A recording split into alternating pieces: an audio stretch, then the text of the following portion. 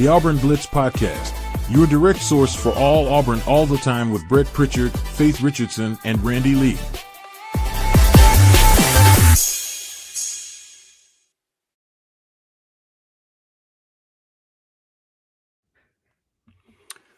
What's up, everybody? Welcome into the Auburn Blitz Podcast here on a Tuesday morning. We are so glad that you have joined us wherever and whenever it is that you join us each and every day here on the Auburn Blitz and making Auburn Blitz part of your daily Auburn athletic intake. It's Brett and Faith here with you on a Tuesday morning. Again, as we announced yesterday, Auburn Blitz is presented by the Glenda Mitchell Law Firm each and every day as you tune in, and we are so glad to be partnered with Glenda and her whole team over there.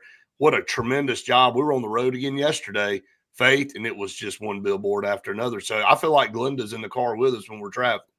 Every time. And you want her in your car when you're traveling because no matter what happens, she's going to be there to help with any lawsuit that you need to file if you get in an accident. So Glenda Mitchell Law Firm, you've seen the number and you'll see it here. Yeah, absolutely. And look, unfortunately, last night on the way home, after you and I parted ways, I saw a terrible, terrible accident on Highway 280. And so everybody be safe out there. But again, if you're looking for someone to defend you, Glenda Mitchell is the person to do that. Hopefully you don't have to use Glenda, but if you do, there she is for sure. All right, ton to discuss this morning. And, you know, as we were talking yesterday, what must be better? And you and I have belabored this point so much for this Auburn program to go to the next level. I feel like Groundhog Day. Actually, it was Groundhog Day yesterday, so maybe we should have done this yesterday. But I feel like it's Groundhog Day every single year for us talking about this Auburn program. So we'll get to that. Could Auburn have the best running back duo in the SEC and maybe one of the best in the country? That yet is to be seen because obviously we're not in the season yet, but speculation could this be the best running back duo we've seen in a while at Auburn? And then a top 27 quarterback possibly to Auburn. There was a prediction entered yesterday for someone, so we'll talk about that. And hey, look, here we go again. Top 27 quarterback. How much is that going to command if you want to sign a guy like that out of high school? And what is your quarterback situation? This is an evolving thing. And then speaking of quarterback, and I know it's not an Auburn thing, but I sent this over to you last night. Joey Aguilar is doing what everybody else does now. Hey, I need another year. Can you give me another year? I'm not ready to go to the real world. Can you give me another year to play college? We'll talk about that if time allows. But good morning. Good morning. Yeah, a lot to dive into. Yeah, it is. I mean, and we'll start with, you know, what position has to be better. And this is not rocket science. I mean, we know what it is, and we know what we thought it was going to be last year. But it did not end up being that for Auburn. And that's the offensive line. And really everything starts and stops with the O-line. And that was the concern heading into the portal for Alex Golish and the staff, because not saying we lost some, you know, All-American line. We did have a couple of guys on that line that we felt were really good. Now, Connor Lew didn't finish the season because of injuries and whatnot. Jeremiah Wright was the Swiss Army knife of offensive linemen because he moved up and down all over the place. But really thought bringing in two tackles in Mason Murphy, who we ended up seeing play some center before the year was over, and actually did a pretty decent job there, considering the circumstances. Xavier Chaplin, and of course Dylan Wade, just going back and looking at this depth chart and this whole thing, they're gone. They're all gone. DeAndre Carter, Xavier Miller, backing those guys up, got playing time, gone. Really nobody left. So this was a complete reworking of your trenches for Auburn. But this has to get right it doesn't matter about Byron Brown. It doesn't matter about the running backs. It doesn't matter about the receivers. This has to be gotten correct. If it's not, it's going to be another situation, another same song and dance. So you and I sitting up here week after week going, well, here's why Auburn can't get it done. Yeah, obviously we talked about it a lot, but you got some of the South Florida offensive line guys and Cole Skinner, Cole Best, and some of those guys where it helps that they've played with Byron Brown in years past. And then, you also got Stanton Ramil from Michigan State, and Joseph Simmons from JMU, different guys and Jacob Strand from Oregon State, and TJ Hendrick from Ole Miss. But some of these guys that have experience at some of these higher levels, I mean, the South Florida guys, that helps that they already have the connection with Byron Brown and then playing with him. But just some of these guys that have actually played in the SEC, and some of them that have played, in Power Four conference, and in hoping that they actually know the standards that they have to play up to at Auburn. What is that standard at Auburn? Well, we haven't seen it in a really long time. Tyler Hudnick, Coach Hud, going to lead this group. And again, got several guys that, he's very familiar with, that he's going to have the opportunity to come in and mesh with, some of the guys that are still here that really didn't get to play. And then you add in the class, this 26 class, the lineman like Wilson Zaire, that's coming in, or that's here, Parker Pritchett, those guys, Bear McWhorter, those guys that coming in this class to add to this portal group, you ended up with a massive group of guys in this room, but collectively, none of them have played together except for 2 or 3. They're in a lot of youth, so you have some of these guys out of the portal that played limited time. You have some of these guys that were mainstays, mostly from South Florida. But this is really going to be a point of emphasis, I know, for you and I in spring to watch. I'm going to spend a lot of time watching that group. However much time Alex Golesh allows us to be at practice. And I know there's a lot that we want to watch. We're definitely going to want to watch Byron Brown throw and things like that. But I think all of you out there are going to be interested in what's going on both on the offensive and defensive lines. And Faith, not to jump ahead, and we'll talk about the defensive line later on another show, but we're right back in the same situation we were last year. You got some good ones, but do you have enough? If we have to walk over to the offensive line in practice and feel like we're going to a funeral again, or feel that there is a complete mood shift going over there, that is how Bet that won't happen this year. Bet that won't happen. Yeah, but that's exactly how last year it was when you would be with the defensive line guys, and it was hunger, aggressive, wanting to work, and then walking over to the offensive line guys, and it was just right. I have to be here. This is what I have to be doing right now.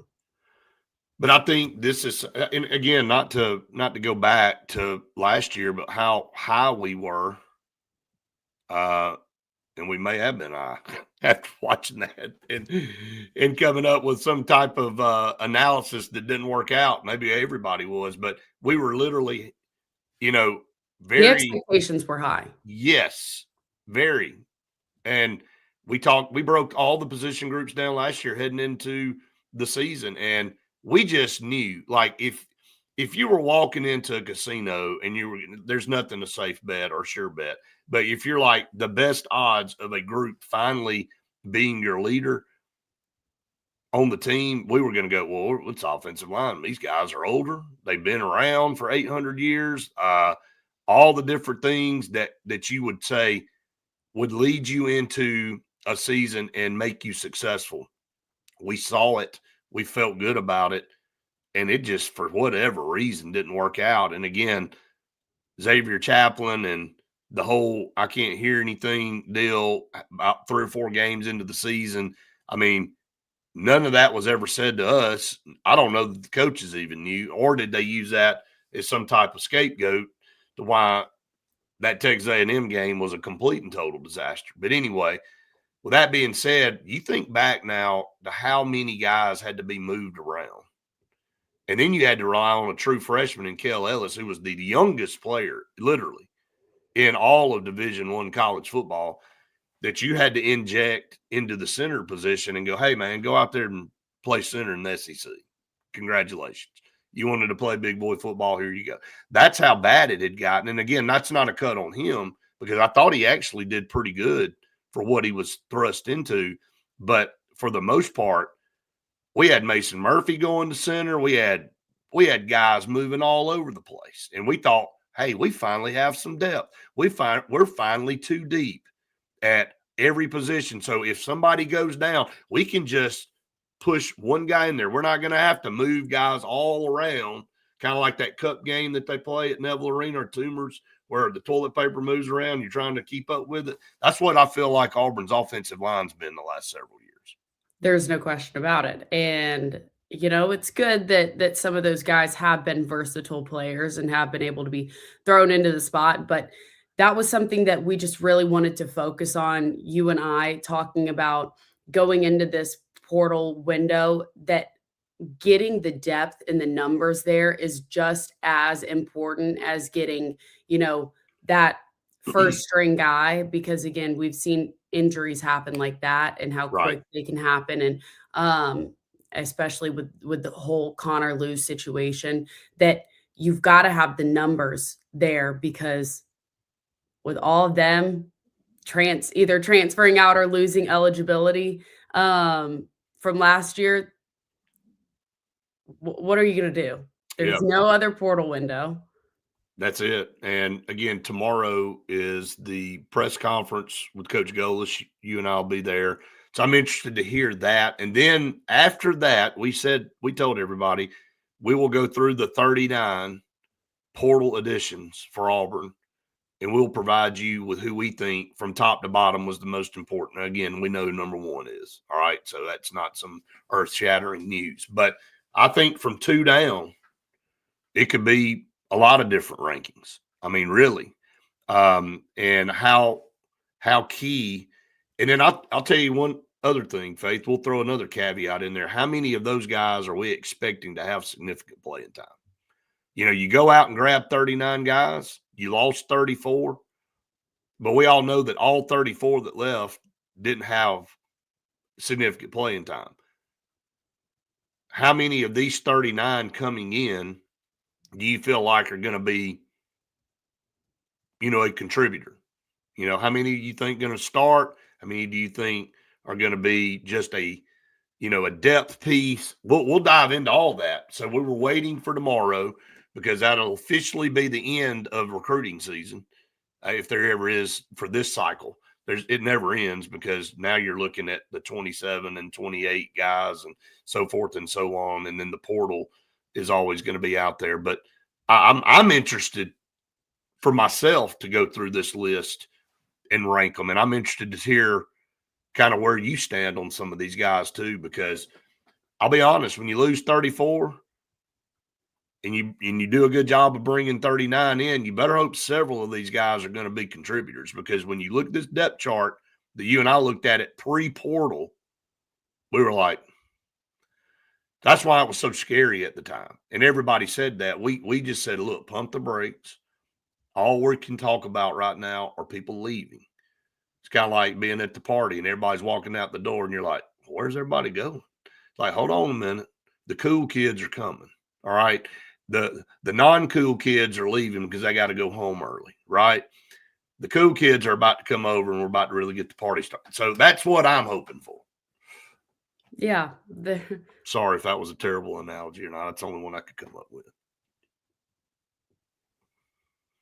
Let's get to some of our partners. That's fine. I wasn't going to ask you if you were a cool kid or not. I was just going to assume that you were. So I'll let everybody else kind of ponder that out there. Sensagreen. For air that's warm and clean, call on Sensagreen. They are the carrier experts in the state of Alabama, proud supporters of Auburn athletics, and a proud supporter of the Auburn Blitz podcast. With how cold it is, you want to make sure that you have some warm air, and Sensagreen is going to also save you hundreds of dollars. And that's honestly, who doesn't want to save money? I'm trying to save every penny I can. I have a kid in college, so we're always trying to save. Scout Program Management, a full construction management firm located in Birmingham, Alabama, and they're the best in the business. I can personally attest to it. I've witnessed it. I know those guys, and we travel the state, and they're handling all these major educational projects. They're handling projects for municipalities.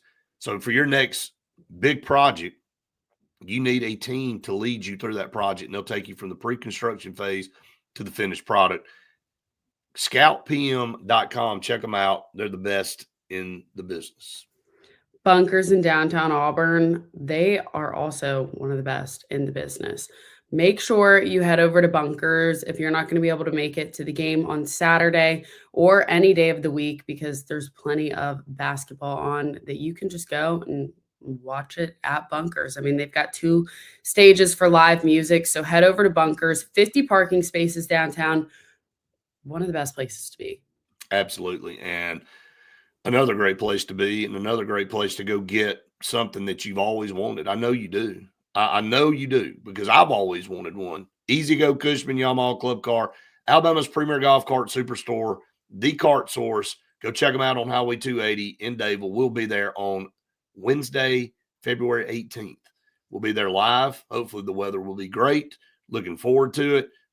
If it's not, we'll be inside. So either way, you need to come check it out. And it's a good day to come down and test drive one of those golf carts of your choice, multiple if you want. And if you got a business out there that needs like a people mover, like 6 or 8 seater, they got plenty of those too. Go tell Harrison we sent you down there. He'll take care of you.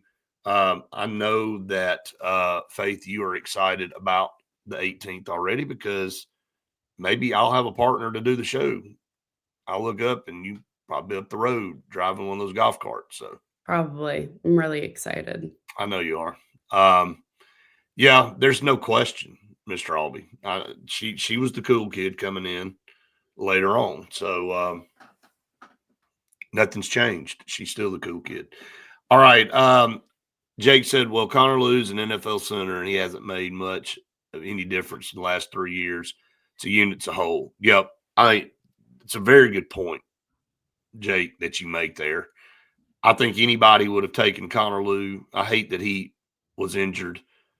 But seriously, in high school, you can have 3 good linemen in a couple of weak spots and get by with it. You can shift guys around depending on the play that you're calling, and put guys in positions to do well. In the SEC, you can't. Doesn't mean you got to have all Americans at every position, but you better have some damn good ones at every position to compete at the highest level. Now, you can put what you want out there, but you better have at least 3 solid, really good linemen everybody would want, and then the other 2 got to be pretty dang good themselves. So it only takes 1, and if you have 2 weak spots, man, you're in deep, you know what. So, and I think we've seen that. We've seen potential from our lines the last several years, and it just didn't live up to billing. Now, how much of that's development? I mean, there's a lot of different things you can dive into. You bring in raw talent, you bring in guys that are highly touted. Do they get better? And that can go for any position. Lord knows we've analyzed all the positions, which guys got better and developed. And, especially at the quarterback position, we haven't seen that in a long time at Auburn either. No. So that's why we're excited for this flip over change. 100%. 100%. All right. Speaking of linemen, you got to have a good line to have good running backs. And I'm probably going to talk this to death. I feel like I talk about it every week, but there's no question. Probably the guy that I was the most excited about to get in this portal was Washington from Baylor. I think he is a great addition to go along with Jeremiah Cobb. And, could this be the best running back duo in the SEC? I mean, time will tell. But Bryson Washington and what he brings from Baylor to add along with Jeremiah Cobb, and look, don't sleep on Omar Matson. You got to remember, Omar Matson was supposed to be playing high school football last year for Auburn High School. And I can promise you, Coach Etheridge is like, man, can y'all let him come on back since y'all ain't going to really use him? I can really use him this year, and I'm going to give him back to you.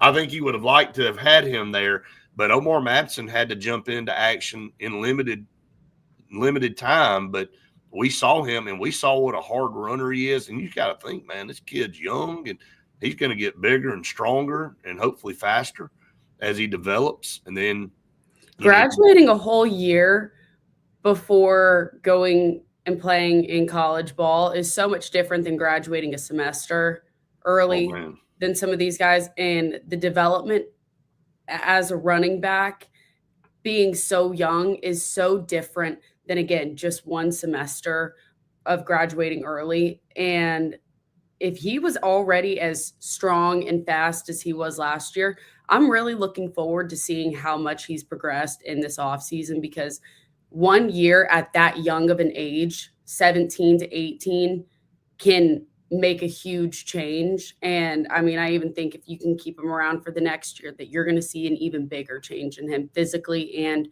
just strength wise. Bowling ball, low to the ground, 5'9", 215 pounds. That's a load coming at you. And, I think he could be up to 220 actually. And, what I saw from a young guy last year or this past season is him being able to bounce off and break tackles and yards after contact in limited playing time now, again. So you add him into the mix with Washington and Jeremiah Cobb, and if you want to look at, and I've said this before, Washington is a redshirt freshman, had over 1,000 yards at Baylor in a pass-happy offense with Sawyer Robertson. And then last year, rushed for right at 800, 788 yards. And when you're throwing the ball 55, 60 times a game like Baylor, and you're still a running back there getting almost 800 yards, you got a lot in the tank. And so he was the number 7 guy in the portal coming out this year. And I'll be honest with you, was very shocked to see Auburn land him, because you had Jeremiah Cobb coming back. I don't know what Auburn had to do to keep Jeremiah Cobb. I'm sure it was a lot. But then you go out and go, hey, let me go get the number 7 guy in the portal, and let's add him to the mix, and let's show everybody how serious we are about running the football. And by the way, we're going to go get one of the top 3 quarterbacks in the portal, and who can also run the ball. Who's also 1,000 yards. That's it. I think that's the element, Faith, you just brought up that gets lost in all this. You got 2 potential 1,000-yard rushers at running back, and then you got a quarterback that has proven he can do it too. He's done it twice already. Yeah, and Jeremiah Cobb, who almost had 1,000 yards last year, ended up with just 969 on the season, which should have definitely been 1,000 yards just from that Texas A&M game, because only running the ball, 6 yards and 1/2 was unacceptable. I look back at our trip to College Station and I just shake my head, man. And I go, if you had any offense, anything, that may have been the low point for me last year. There was a lot of, I know it's hard to say that's the low point when we witnessed that Kentucky game, but going on the road, playing in that environment, looking at what our defense did against Texas A&M, and saying, man, well, just what if? Just could we do anything? Xavier Atkins almost won the game by himself. He's like, y'all can't score. I'm about to score. So, but again, you're right. I mean, Jeremiah Cobb's easily 1,000-yard rusher. I mean, it's a shame that he didn't make it. But so you got two running backs back there that are capable of going for 1,000. You got to this is going to cause problems for defenses, because if you got three guys back there now that you got to honor, and I'm not saying Washington and Cobb are going to be in the game at the same time. They could in some formations, but who are you keying on? You know, that I think that's a key thing. So Keenan said, I don't care. He's excited about this upcoming year. I think there's reason to be excited. I mean, we get reeled in every freaking year. And it's February. We're already talking about it in February. But I think, and I refuse, by the way, y'all can go tune in somewhere else. We are not previewing Baylor until we get close. The fact that anybody out there is previewing the Baylor game right now makes my head want to explode. Can we at least get through spring, please? I mean, I'll just say that. I can't, like, you and I almost went insane last year. I know more about Baylor football still right now than I ever wanted to know, because that's all we talked about. We were everybody was excited. We couldn't get there. I remember the 60-day countdown, like 60 days to kick off. And then it's 59. And we just kept, I'm like, we're not doing that this year. We're just not. I make that vow to you. We are not doing that. We may talk about some positions that Baylor has. We may talk about DJ Lagway. We may say, hey, quarterback was at Florida. We're getting into it too much right now. That's what I'm saying. I'm just saying we're not going to break that game down until it's closer to time. But yes, Keenan, I think everybody's excited. You know, there's a lot to be excited about. We're excited about spring football practice, which will be starting very soon. What about Tay Meadows at Troy? Hey, that's another one. I was just saying the best duo, Jeremiah Cobb, like the whole running back room. I thought, again, Golish and this staff went out. You got Alvin Henderson returning. I know that somebody just said they're excited. Yeah, Mr. Albee said, I really want to see Alvin. That's another. There's so much that we're going to want to see in spring, Faith. The running backs, the offensive line, our secondary, because that was another position everybody was talking about last year. Oh, this secondary. And it was loaded. But then you go to Baylor and you can't cover anybody. But it got better. But what is this secondary going to look like? And some of these new guys coming in, but some of the guys that stayed, like Eric Winters, New Boy Fagans, their role, what's that going to look like? How are they going to play? But then going back to running back, Nakai Davenport and Tay Meadows come in with Bryson Washington to go with, you know, the three that are staying from Auburn. So you got six running backs. Yeah. And again, you know, you didn't see Alvin Henderson, obviously. And so that's what, you know, we've been talking about, how we're excited to see what he's able to actually do now this year. Yes, absolutely. So I think Auburn has a chance to have a really solid, and I haven't gone through every SEC team to see what their running back room looks like. We know there's going to be good one, but Jeremiah Cobb was probably the top 2-3 guy in the league last year. And so you got him coming back. Don't know that there's anybody returning anywhere that you would take over him. And then you add, and I know some of the Baylor guys down at the Senior Bowl were talking about Bryson Washington coming in to Auburn, and they were talking about, man, you already know what you get, and you played against him. And they were excited for him. And, you know, and then, of course, him playing his team right out of the gate in Atlanta. So there we are getting baited into talking about that again. But that is going to be a cool storyline as we head into that game, is now he's going to be on our side. And it's just wild. That's college football. Before we get to the top 27 QB. And we're going to get to some more partners here. I've just got to get your take on this Joey Aguilar thing. I mean, is that what we're going to do now? And for everybody that doesn't know what I'm talking about, Joey Aguilar has filed a lawsuit against the NCAA in Knox County Court seeking to extend his eligibility and play for the Vols in the 26th season. I mean, it's never going to end. Well, I think once one person does it, then everybody starts to. And, obviously Diego Pavia went and tried to get another year of eligibility. And now you've got Trinidad Chambliss, who is trying to get another year When of are they going to rule on that? I don't know. But I mean, if you're thinking about it logically and the lawsuit is taking place in court in Oxford, Mississippi, imagine how that's going to go.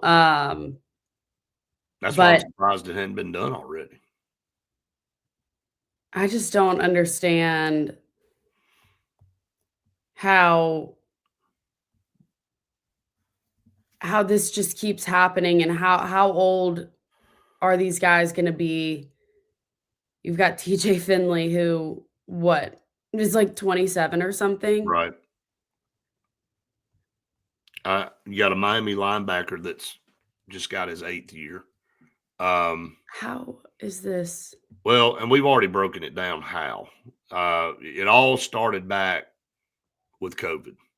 And everybody got a COVID year. And then if you were a red shirt, you got a red shirt year. And then, Auburn just got Dallas Walker back. I know that some of you out there aren't Auburn people looking like, why? They just, look, we're not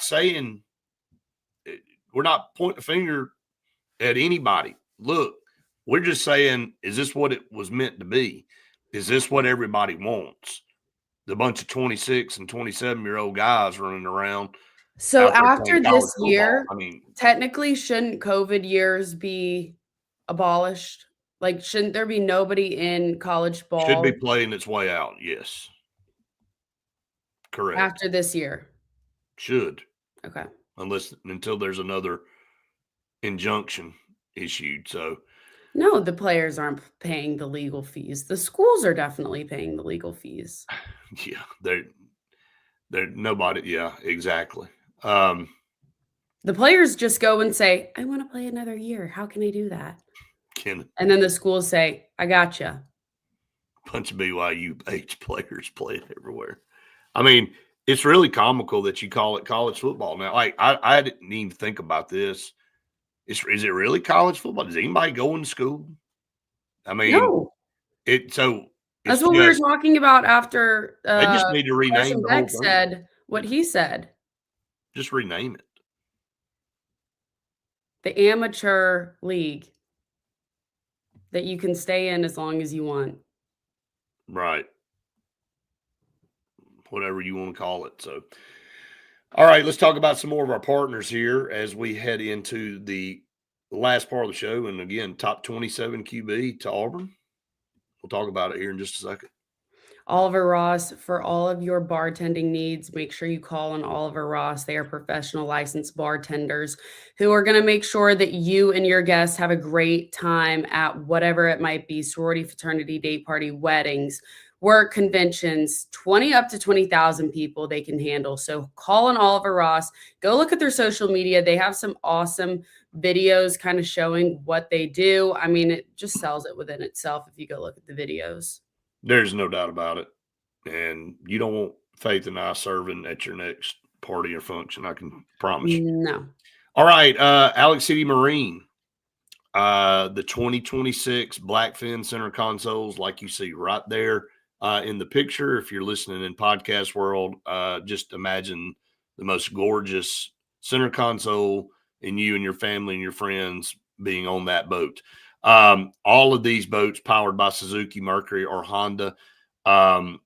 If you like the more laid back style boat, you got Landau and Excursion pontoon boats to pick from. And they got brand new 26 ones on the lot. Hey, look, they're going to be having a boat show coming up soon. We'll be talking about that. We'll probably be out there for the boat show.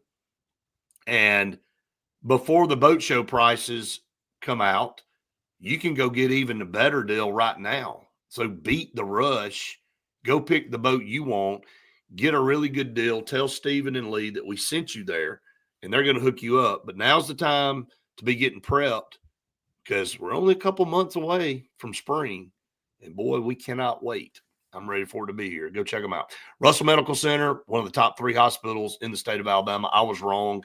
We are not going to be there this week. We're going to be there next week. I was so excited about being over there. I thought it was going to be tomorrow, but we are going to be there next Wednesday. So, hey, look, for all your medical care, all your health care needs, Russell Medical Center, partner with UAB Health. Again, nothing is more important in life for you and your family than great health care, and you need to go check out what Russell Medical Center has in Alexander City. Appreciate all of our partners. Again, want to thank Glenda Mitchell, our presenting sponsor, as you can see down at the bottom. Great announcement from her yesterday. We appreciate her pushing that out yesterday and joining us by video on the show. We'll be having her pop in live when we can get her to slow down a little bit. Maybe while she is being escorted, she won't be driving, obviously, but while she's in the passenger seat, somebody driving her from one place to the next, one of her many offices, she can join us one day and kind of talk a little bit about what she loves about Auburn and all that stuff. So Hogbone says, like, we are all full circle to the old Ringer days where LSU had 35-year-olds playing around 19-year-old teens, 19 and 20s. Here's the deal. It is funny how things come back around. And, you kind of see it in college basketball. Everybody went away from big men. Oh, you don't need a big man. That's slowing the pace down. And now all of a sudden it's come back around to, if you don't have a big man, you're kind of screwed. So that's kind of, wait a little bit. It'll all come back around. So that is a good point. Speaking of that, recruiting, who knew it was going to be the way it is now? Who knew that you wouldn't be continuing to dive into the high school ranks and really be all about getting 25, 30 guys from high school every year because we didn't know anything about the portal. And now the portal's here. All that mindset has changed. You don't even look at it the same way anymore. And then lo and behold, we've got a day tomorrow that used to be just everybody stopped everything they were doing. People at work would you weren't getting anything out of people at work on National Signing Day. They would act like it's bad as the first day of March Madness, where you have the boss button and your boss walks in, you hit the boss button, it looks like you're working on a spreadsheet or something. And then and as soon as they walk out, you're right back to watching all 4 screens right there of games going on. That's the way National Signing Day used to be. Now nobody even really cares anymore. And nobody said, like, oh, there's another signing day? Oh, I'm sorry. But there will be a press conference tomorrow, and we'll talk about that. But isn't it crazy how all of this, everything morphs and changes? And then guess what? If they were to ever eliminate the portal and change the portal, guess what you're going to go do? You're going to go right back to doing this high school thing again. So who knows what it's going to do? Yeah, everything just goes. What goes around comes around. It comes back a couple years later. That's it. Just hang on. Yeah. Hey, that's why people that hang on to things and they go, hey, man, why are you keeping that? Why are you holding on to those shorts from 20 years ago? Just hold on. They're coming back in style. And right on cue, JJ said, can't wait for jams to come back. I can't believe they're not back yet, JJ. This society would be all about some jams. Faith don't even know what the hell I'm talking about. But look, I've got a picture with Lawyer Tillman, everybody, and Randy laughs at me about this, and it's in my game room down there. I may even bring it to show everybody. I'm standing by Lawyer Tillman at Fan Day, and I got my jams on. Everybody knows. Like, that's the thing that stands out in the picture. Like, it's not, hey, you're standing by Lawyer Tillman. It's like, dude, you got jams on. That was the coolest thing. That and what were the pants everybody wore back in the day? I can't even remember the name of them. But anyway, y'all help me out. Yeah, JJ, I'm going to bring the pick. I'm going to show. I'm not scared. Hey, look, you know what? I thought I was cool. Probably wasn't very cool, but I had my jams on. I can't believe they haven't come back for Anyway, I'll move on from that. Top quarterback, a prediction put in yesterday for one of the top quarterbacks in the 27 class, according to 24/7, the number 2 quarterback in the country, the number 22 player nationally, Israel Abrams from Montini Catholic High School up in Arlington Heights, Illinois. So for all of you out there that were wondering, is Auburn going to still be in the mix, or are you still going to put priority on trying to go out and get a top quarterback out of high school? Well, apparently so, because it feels like, now again, we're a long way from signing day next year or at the end of this year, but and a lot of things can change, but Auburn could be adding a really, really highly touted guy to this 27 class for Alex Golish. Yeah, he threw for 2,033 yards and 29 touchdowns, leading his team to a state title as a sophomore, rushed for 335 yards.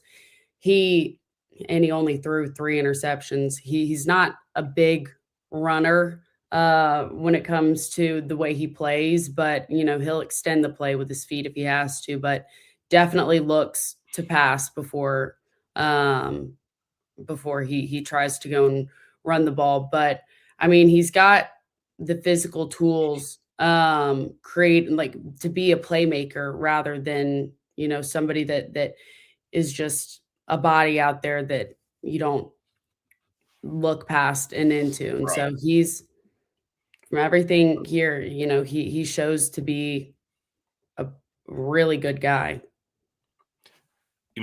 Huge offer list. Again, number 2 national quarterback, number 1 player in the state of Illinois. And again, you mentioned this yesterday, Alex Golish, not just staying in the Southeast, a lot of top targets for Auburn all over the place, and they're making them priority. The junior day, we went through some of the visitors yesterday, and we can go back through some more of those guys later on, but we kind of hit on some key guys, had a lot of high 4 and 5-star guys in on Sunday that, if anything, you're going, well, that guy's leaning here, or he's probably not coming here. Well, you got to make inroads, and you got to introduce yourself, and you got to bring them in, and you got to show them what this version of Auburn is under Alex Golish.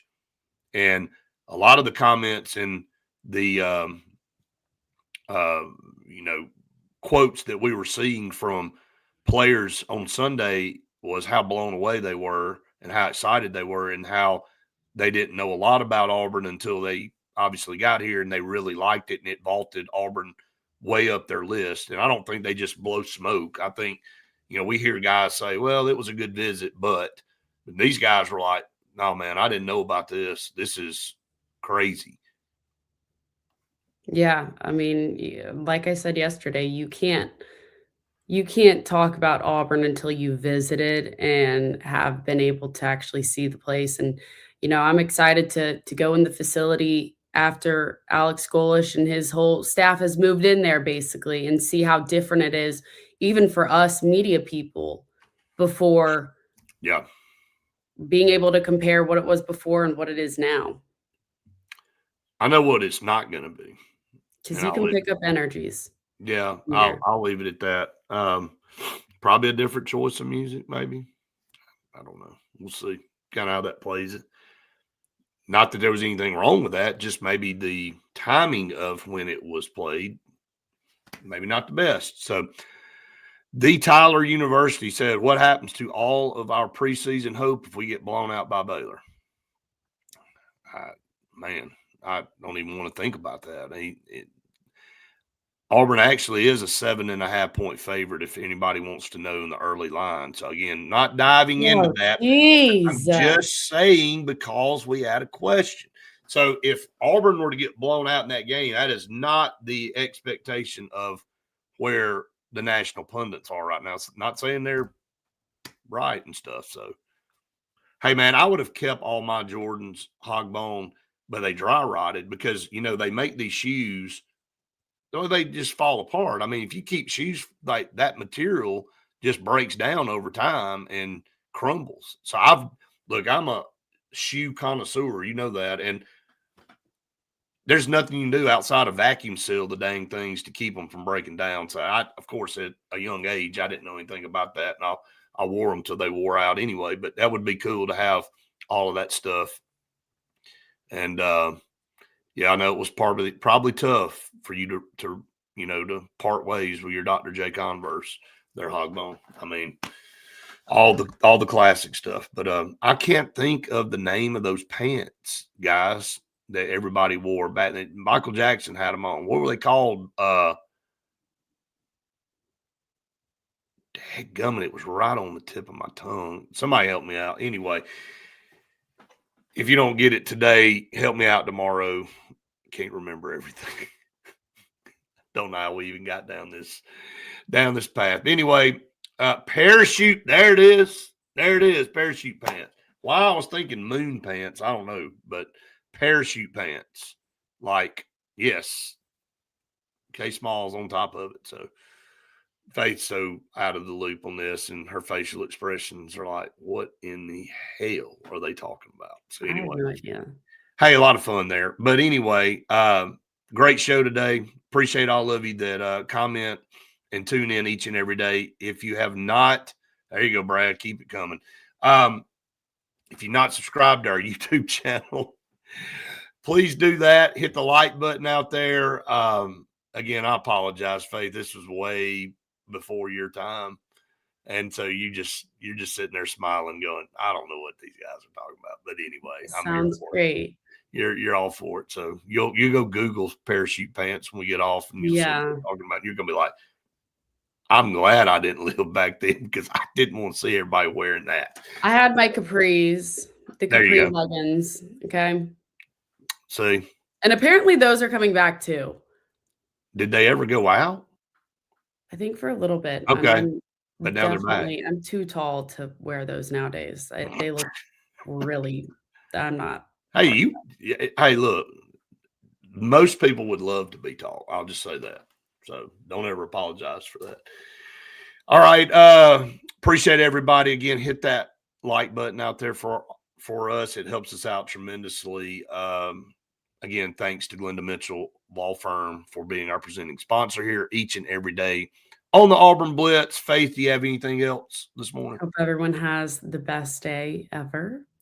Absolutely. Again, reminder, the noon show will be up. Glad to have Andy back.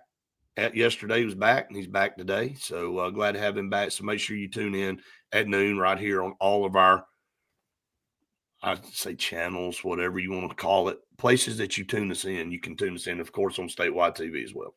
Like Faith said, have a great day, everybody. Be good to people, and we'll see you next time.